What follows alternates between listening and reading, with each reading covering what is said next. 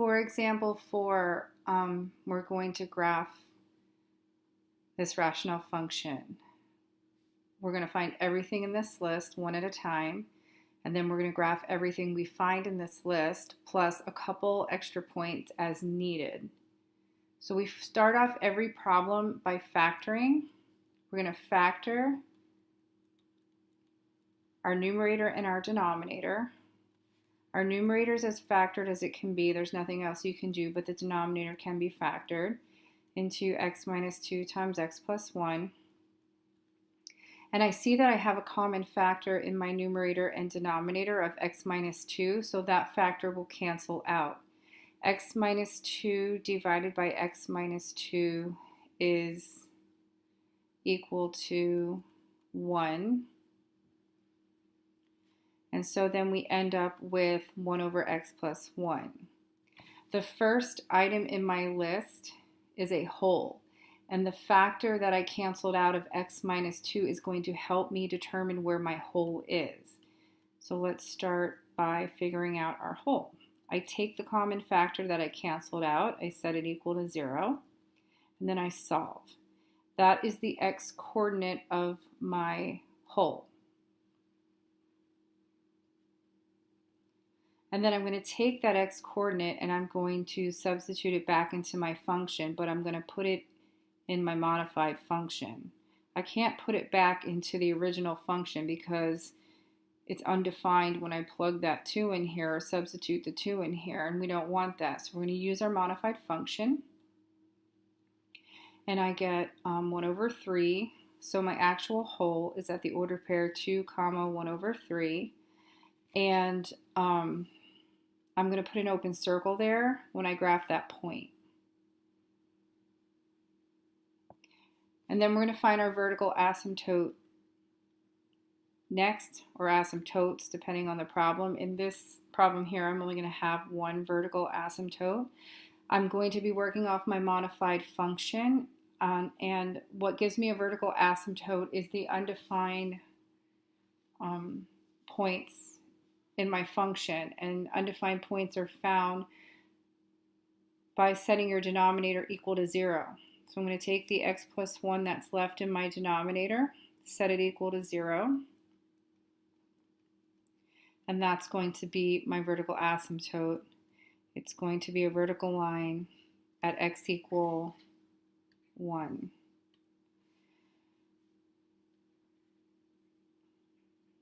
The next thing we're going to find is a horizontal asymptote if it has one. And to find your horizontal asymptote, you're going to be comparing the degree of your numerator to the degree of the denominator.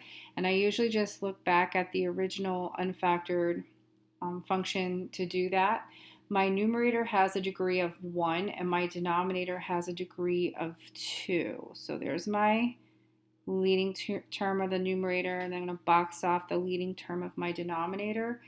The degree of those two terms determine the degree of each polynomial. So numerator has a degree of 1, denominator has a degree of 2. The numerator is less than the denominator's degree, and so therefore you have a horizontal asymptote at x on the x-axis, or y equals 0. The horizontal line of y equals 0, aka the x-axis. Anytime your numerator's degree is less than the denominator, you always have a horizontal asymptote on the x-axis, or y equals 0. Okay, the zeros of your function are going to be your x-intercepts. And the way that you find your x-intercepts or your zeros is you set your numerator equal to 0. And I'm going to use my modified function. So my modified function has a numerator of 1. I set the numerator equal to 0, and I get a false statement or a false equation, which means I do not have any zeros. So I don't have any x-intercepts. So we're going to write none.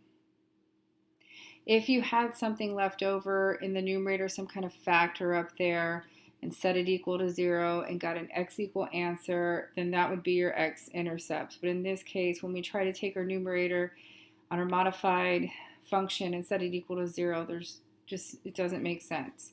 Okay, so the y-intercept is when x is equal to 0. So you can plug back into your modified function, or you can substitute a 0 into your original function. I usually like to look back at my original function to substitute in for the y-intercept, but your modified function will give you the same answer. If I plug a 0 back in for x, I get 1 over 1, which is just 1. The reason that I like to just look back here on the original function is because everywhere there is an x, you would be plugging in a 0, and it wipes out all the leading terms that have an x in it, and then you can just really easily see what remains. In this case, it would be -2 over -2, and -2 divided by -2 is 1.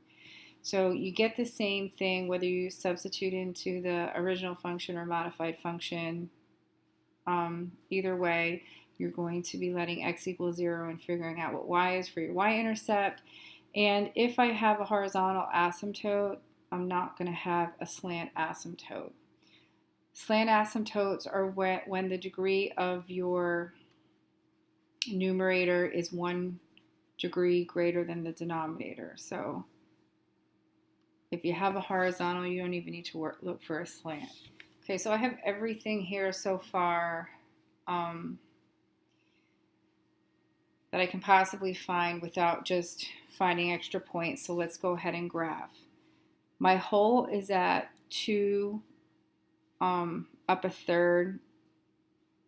I'm just going to estimate it. It's not perfect because my grid lines are really tiny. My blocks are tiny. So over 2 up a third. My vertical asymptote that I have is at -1. So I'm going to put a dashed line in there.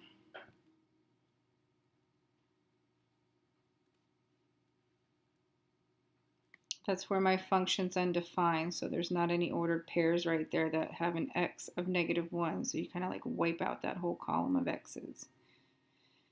Any ordered pair right here that has an x of -1, wiped out. And just keep in mind when you're graphing, you can never cross a vertical asymptote, ever. There'll never be a point that crosses over that or lies on that line. Okay, my horizontal asymptote is at y equals 0.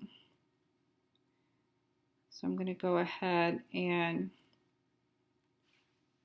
draw a horizontal line, a dashed line, to represent that. And then we don't have any zeros on the x-axis, so I'm not going to be putting any points on the x-axis. I do have a y-intercept at 0, 1. And based on the fact that I don't have any more asymptotes, that I don't have any more zeros, I can have an idea on how this graph is going to look. I wouldn't be finding personally any more points in this section up here.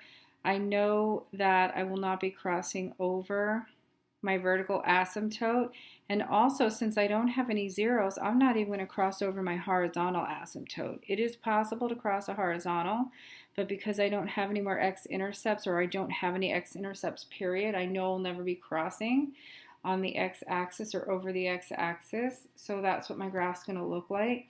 And then I probably would find just one more point or 2 more points over on the left side of my graph past -1 to see what's happening over there. And I'm going to go ahead and find at least one more point. So I'm kind of out of room. I'm just going to squeeze this in where I can. I'm going to do f of -2, and I'm just going to plug into my modified function. And then you get 1 over -1, which is -1. So my additional point that I got was -2, -1. And once again, I know I don't have any more x-intercepts. So as my graph comes up, it's not going to cross the x-axis anymore because I don't have any more zeros. And then my graph will never cross this vertical asymptote either. So if you don't, if you're not sure on how to finish off your graph, or you're not sure if it's going to cross the horizontal asymptote, or you just want to have some verification, you can go ahead and substitute into your function and get a couple extra points. But this graph is good enough.